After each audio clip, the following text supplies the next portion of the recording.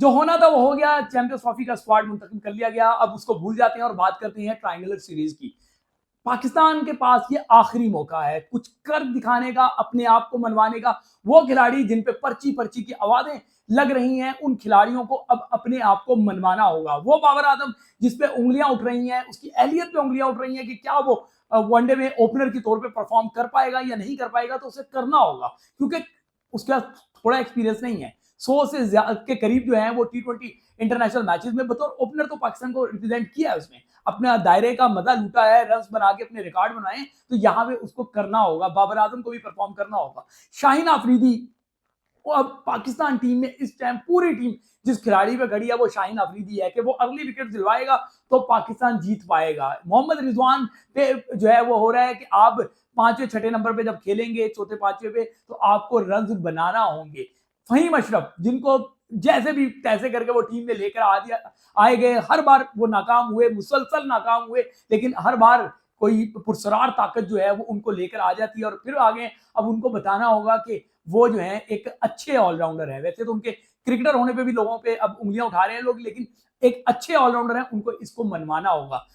इब्रार के साथ जो दो पार्ट टाइम स्पिनर्स हैं, सलमान अली आगा और खुशदिल शाह, उन पे भी उंगलियां उठ रही हैं, उनको भी बताना होगा कि हमें कुछ करना है। और इसी तरीके से नसीम शाह, उसको कुछ करके दिखाना होगा, वरना नसीम शाह पे भी जो है वो सवालात तो खड़े हो रहे हैं। तो ये जो चैंपियंस ट्रॉफी का स्क्वाड है पूरे का पूरा ऊपर से लेके नीचे तक जो है उन सब पे उंगलियां उठ रही हैं। फखर जमान पे लोगों को यकीन है कि फखर जमान करेगा। क्या फखर जमान कर पाएगा, ये वो सवाल है जिसपे यकीनी तौर पे बहुत सारे लोग जो है वो परेशान भी हैं। तो पहले हम बात कर लेते हैं शाहीन आफरीदी की, जिसने जो है वो हमेशा से अपने आप को मनवाया है। कुछ थोड़ा सा उसका जो है ना फॉर्म नहीं लगी हुई थी, लेकिन अब शाहीन कहते हैं दोबारा जवान हो गया, 145 प्लस की बॉल करा रहा है और उसकी इन स्विंग जो है वो दोबारा से, जो स्विंगिंग यॉर्कर्स थे उसके, वो दोबारा से आ गए हैं और वो अनप्लेबल हो गया है, दोबारा से अनप्लेबल हो गया है। ओवरऑल बात करें तो शाहीन के 59 मैचेस में, 59 मैचेस में 119 आउट है। बहुत अच्छी उनकी बॉलिंग है, जितनी तारीफ की जाए उतनी कम है। इकोनॉमी भी उनकी वनडे में बड़ी अच्छी रही है, तकरीबन 5.4 प्लस की उनकी इकोनॉमी है। परफॉर्मेंसेस की तो क्या ही बातें करनी है, लेकिन आखिरी अगर मैं उनके मैचेस देख लेता हूं तो आखिरी मैचेस में भी उनकी परफॉर्मेंस इतनी ज्यादा बुरी नहीं है। जो साउथ अफ्रीका के खिलाफ आखिरी वनडे था उसमें उन्होंने बेशक ज्यादा रन दिए, लेकिन उसमें सारे ही ज्यादा रन दे रहे थे और उसमें उनके आउट जो हैं आखिरी मैच में गुजरा थोड़े महंगे रहे थे। 7 ओवर में 10 की एवरेज से उन्होंने 2 आउट किए थे। उससे पहले 8 ओवर में उनके 4 आउट थे, 8 ओवर में 47 रन देके 4 आउट। तो शाहीन अफरीदी पूरी पाकिस्तान टीम उस पर रिलाई कर रही है। उससे पहले 10 ओवर 46 जो है ना रन दिए उन्होंने, इकोनॉमी बहुत अच्छी, एक विकेट ली। उससे पहले चले जाएं तो 32 रन, 26 रन, तो इकोनॉमी और अच्छी रही और वो खतरनाक होते जा रहे हैं। तो शाहीन, और फिर बल्ले से भी रन बना देते हैं। तो शाहीन, मशवरा ये है, बल्ले से जो आप बनाते हैं वो हमारे लिए बोनस है। असल में हमें आपसे शुरू में 2-3 विकेटें चाहिए और डेथ ओवर में आपकी विकेटें चाहिए। आप गेम चेंजर हैं, आपने करके दिखाना है और आपका ताल्लुक भी गेम चेंजर फैमिली से है। अच्छा, उसके बाद जो बातें हो रही हैं वो बातें हो रही हैं बाबर आजम पे, कि बाबर आजम जो है उनको ओपनर बना दिया गया। तो भाई कौन सी क्यामत आ गई, इतना तूफान मचा रहे हैं कि जी उसको ओपनर बना दिया, तो क्या हो गया? अगर ओपनर पहली बॉल पे आउट हो जाए तो क्या बाबर आएगा नहीं कि नहीं जी मैंने 7वें 8वें ओवर के बाद आना है? यार बाबर ने ओपनर नहीं था, वो तो मिडिल ऑर्डर का या टॉप ऑर्डर का बल्लेबाज था। T20 में जबरदस्ती कप्तान बन के अपनी मनमानी करते हुए वो ओपन गया ना, वहां पे उसने दायरे का मजा लूटा, नाराज बनाए, 100 के करीब वहां मैचेस खेल लिए। तो अब अगर, और अभी भी वन डाउन की पोजीशन में वनडे में 100 प्लस उन्होंने मैचेस खेले हुए हैं, तो वो अगर ओपनर आ जाएंगे तो कौन सा क्यामत आ जाएगी? एक हवा बना के रखा हुआ है। बाबर आप आए ओपनर, जैसे आपको रोल दिया गया, आपकी रजामंदी से ही दिया गया हुआ है ना, और अब आप परफॉर्म करके दिखाएं, चीजों के पीछे छुपे ना। ठीक है, बाबर आजम की वनडे की अगर हम बात कर ले तो आखिरी जो बारियां ली हैं उन्होंने, मैं उसको भी चले खोल देता हूं तो उसको भी बात कर लेते हैं। 52 रन उन्होंने बनाए थे जनूबी अफ्रीका के खिलाफ। उससे पहले 73, 2 बैक टू बैक 50s बनाई थी। तो ये नहीं कहा जा सकता कि आपकी फॉर्म नहीं लगी, फॉर्म लगी हुई है वनडे में। टेस्ट में आपके बल्ले को जंग लग चुका था, वनडे में आपने 2 बैक टू बैक 50 बनाए हैं, तो अब करके दिखाएं। उससे पहले 23 हैं, 26 हैं, 15 हैं, तो इतनी बुरी परफॉर्मेंस नहीं है। 2 और मैचेस मिला के फिर उनकी 68 रन नॉट आउट की बारी थी। तो यहाँ पे वनडे क्रिकेट में बाबर, आपने अपनी अहलियत को साबित करना है। बतौर ओपनर आप वो किरदार अदा करें जो आपने जबरदस्ती रोल लिया हुआ था T20 में, वरना आप तो हमेशा की से टॉप ऑर्डर या मिडिल ऑर्डर के बल्लेबाज थे, लेकिन आपने दादागिरी की। अब आए और वनडे में भी करके दिखाए। इसके अलावा जो बातें हो रही हैं वो हो रही हैं मोहम्मद रिजवान पे, कि मोहम्मद रिजवान जो है वो क्या करते हैं। तो मोहम्मद रिजवान जो है उनकी भी अगर हम बात करें, आखिरी दोनों मैचेस दोनों मैचेस में उन्होंने 50 किए हैं, जनूबी अफ्रीका के खिलाफ 53 रन, 80 रन, और ट्रायंगुलर सीरीज में जनूबी अफ्रीका से भी उनका मैच होगा। तो मोहम्मद रिजवान भी नीचे स्कोर करते हैं, लेकिन उसके बावजूद उनकी वनडे में भी क्वेश्चन मार्क उन पे खड़े किए जाते हैं। जिस तरीके से T20 में सवाल उठाए जाते हैं कि जी वो थोड़ा स्लो खेलते हैं, तो यहाँ पे रिजवान बार बार रन करते हैं, लेकिन उसके बावजूद उन पे सवाल तो उठते ही रहते हैं। तो यहाँ रिजवान को भी अपनी अहलियत को मनवाना होगा कि मेगा इवेंट है, मेगा इवेंट में परफॉर्म करने के लिए आपको दिलेरी से खेलना पड़ता है। तो दिलेरी से खेलेंगे तभी आगे जाएंगे। एक और खिलाड़ी है और वो है नसीम शाह।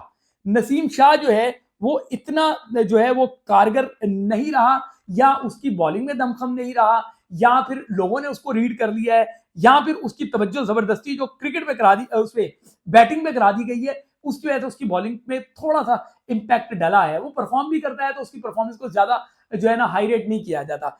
अगर हम नसीम शाह के भी स्टैट्स खोल लेते हैं, क्योंकि ये वो खिलाड़ी है जिसपे उंगलियां उठ रही हैं कि क्या ये कर पाएगा, क्या ये अपने आप अपनी सिलेक्शन दुरुस्त साबित कर पाएगा, क्या ये पाकिस्तान टीम को जितवा पाएगा। तो हम इसकी भी बॉलिंग इनिंग जो है वो देख लेते हैं कि इन्होंने आखिरी 4-5 मैचेस में क्या कारनामा अंजाम दिया है। तो आखिरी मैचेस 9 ओवर 63 रन दिए, 2 आउट किए जनूबी अफ्रीका के खिलाफ, फिर 8.1 ओवर 37 रन देके 3 आउट किए। मैंने कहा ना कि शाहीन अफरीदी और नसीम शाह ने जनूबी अफ्रीका के खिलाफ अच्छी बॉलिंग की थी, लेकिन उसके बावजूद इस पे उंगलियां उठती हैं।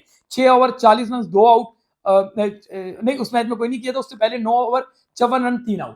तो नसीम शाह पे पाकिस्तान टीम रिलाई करती है। अब अल्लाह करे कि वो अपना रंग जमा पाए, शाहीन परफॉर्म करे, नसीम परफॉर्म करे, तो पाकिस्तान का ये बॉलिंग अटैक जो है वो अच्छा खासा खतरनाक हो जाता है। हारिस रऊफ, सबको ही पता है कि हारिस रऊफ जो है वो रन्स मशीन है। तो ये मैं नहीं कह रहा, ये तो स्टैट्स कहते हैं कि हारिस रऊफ जो है वो रन्स बनाते हैं, लेकिन ये बात भी है कि रन मतलब रन ज्यादा देते हैं, लेकिन ये बात भी है कि ज्यादा रन देता है, ज्यादा विकेट भी ले लेता है, और इनकी वजह से भी पाकिस्तान टीम जीतती भी है कभी कभार, लेकिन ज्यादातर हम मुश्किल में ही रहते हैं, क्योंकि जब बॉलिंग करा रहे होते हैं तो फिर यही बात हो रही होती है कि यार अब फेंटा लगा तो अब फेंटा लगा, अब कुछ बुरा हुआ तो अब कुछ बुरा हुआ। तो इनकी बारी अगर देखें तो आखिरी जो मैच है उन्होंने अफ्रीका के खिलाफ 8 ओवर 33 रन कोई आउट नहीं किया, 7 ओवर 42 रन कोई आउट नहीं किया, 7.1 ओवर 34 रन 2 आउट किए, उससे पहले 4 ओवर 26 रन 36 रन, सही है ना।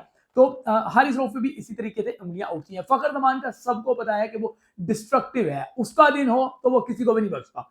अगर कोई भूला हो तो वो जाके 2023 का जो है वो जाके देख ले, इंडिया में जो वर्ल्ड कप हुआ था उसमें किस तरीके से उसने न्यूजीलैंड की पैंटी लगाई थी। अब ट्रायंगुलर सीरीज में न्यूजीलैंड एक बार फिर उसके सामने, फिर वही न्यूजीलैंड वर्ल्ड जो चैंपियंस ट्रॉफी में पाकिस्तान के पूल में शामिल है।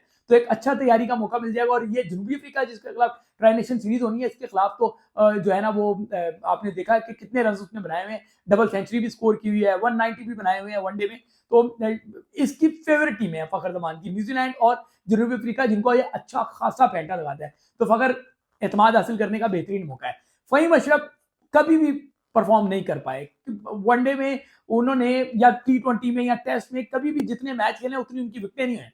मैचेस ज्यादा है, विकेटें कम है। रन में जाके देखें तो कहीं 10 की एवरेज, कहीं 9 की एवरेज, कहीं पे 17-18 की एवरेज, ये उनका है। वनडे क्रिकेट में या T20 में या टेस्ट में कहीं में भी वो अपना इंपैक्ट नहीं डाल पाए। लेकिन अब जब पर्चियों के जरिए वो आ ही गए हैं तो अल्लाह का वास्ता है कुछ तो करें, उन पर्चियों लगाने वालों की भी जो है ना लाज रखें, वरना वो सिस्टम वाली बात तो मैं आने वाले दिनों में करूंगा ही, लोगों को समझ आ जाएगी। इसी तरीके से खुशदिल शाह, जब आपको परफॉर्म अच्छे टैलेंटेड हैं, एक बैच गुजरा था आप पे, वो गुजर गया, उसके बाद अपने डोमेस्टिक में भी रन बनाए, बीपीएल में भी रन बनाए। ऑल्दो के बीपीएल का स्टैंडर्ड इतना नहीं है कि जिसको हम जो है ना वो बहुत ज्यादा गिने, लेकिन चले अब आप टीम में आ गए हैं तो करके दिखाइएगा, करके दिखाइएगा और अपने आप को मनवाइएगा कि आप कर सकते हैं। सलमान अली आगा एक अच्छा टैलेंटेड खिलाड़ी है, उसको भी करना पड़ेगा। सऊद शकील हमेशा से अच्छा परफॉर्म करता रहा, 50 गालिबन किए थे, उसके बाद भी वनडे स्क्वाड से उसको ड्रॉप कर दिया गया था। अब सऊद शकील को भी मानना होगा, अपने आप को बचाना होगा, क्योंकि मिडिल ऑर्डर जो है ना वो जिन लोगों पे खड़ा होगा उसमें सऊद शकील पिलर की हैसियत रखते हैं।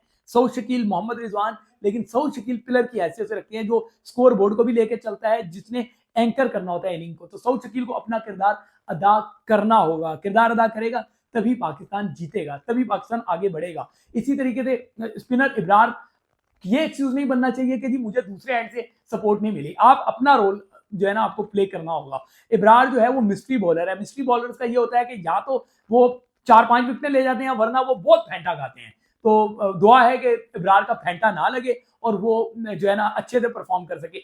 फायदा फिंगर स्पिनर को ये होता है कि ड्यू में जब बॉल गीला हो भी जाता है तो फिंगर स्पिनर्स को इतनी ज्यादा मुश्किल नहीं होती जितनी रिस्ट स्पिनर को होती है। रिस्ट स्पिनर के लिए मुश्किल हो जाता है एक्यूरेसी, लेकिन फिंगर स्पिनर जो है वो फिर भी अपना काम चला लेते हैं। जब इब्रार को नसीम शाह का साथ है, जब इब्रार को शाहीन अफरीदी का साथ है, हारिस रऊफ उनके पास मौजूद है, इस तेज गन के होते हुए आपको वो किरदार अदा करना चाहिए जो सकलैन मुश्ताक किया करते थे, जो सईद अजमल किया करते थे। कि जब सईद अजमल को जो है वो सपोर्ट मिलती थी बॉलर्स की तरफ से, पेसर्स की तरफ से, वो अपना रोल प्ले करते थे और विनिंग रोल प्ले करते थे। इसी तरीके से जब वकार यूनुस, वसीम अकरम, शुएब अख्तर होते थे तो सकलैन मुश्ताक अपना विनिंग जो है ना रोल प्ले करते थे। तो इब्रार को विनिंग रोल प्ले करना होगा। इब्रार के बाद जो बात है वो बात है कि हमारे जो हसनैन है, क्या हसनैन परफॉर्म कर पाएंगे। हसनैन को भी बहुत मौके मिले लेकिन इंटरनेशनल क्रिकेट में वो सिर्फ क्लीन शेव करने के अलावा कुछ अच्छा परफॉर्म नहीं कर सके। वो अपना हेयर स्टाइल अच्छा बना लेते हैं, चमक दमक के आते हैं, लेकिन परफॉर्मेंस इतनी अच्छी नहीं दे पाते। मैं इस बच्चे को बड़ा लाइक करता हूँ, अंडर 19 से मैं इसको सपोर्ट करता हुआ आ रहा हूँ, लेकिन मैं अभी भी कहता हूँ कि ये अपने पोटेंशियल का 20% भी इंटरनेशनल क्रिकेट में नहीं दे पाया। जिस दिन इसने अपना 100% दिया तो आप एक नया सुपरस्टार तलाश कर लेंगे। इसमें बहुत कुछ है, लेकिन यहाँ शायद क्रिकेट से हट चुका है। यहाँ से क्रिकेट से हट जाता है जब बंदा, तो फिर क्रिकेट उसकी इज्जत नहीं करती। Wish you good luck all Pakistani squad के आप जाएं और मैच जीत कर वापस आएं।